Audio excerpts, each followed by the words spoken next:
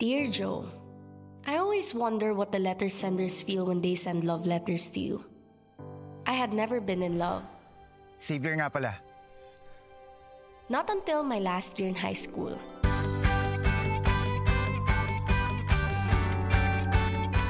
Pwede ko po baligawan yung anak niyo. Marunong ka ba magbilang? Bakit? Mula na nagkakilala kami ni Xavier. Ano kasunod ng I love you one? I love you too? Sige! Suwa kong sumigaw! Hindi ko na nga namalayan na napapangiti niya na pala ako. Bakit biglang magkausap kayo ni Papa? Uuwi siya dito para sa graduation mo.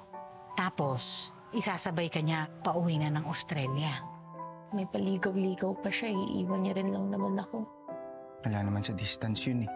Pumikit ka lang pag gusto mo ako makita.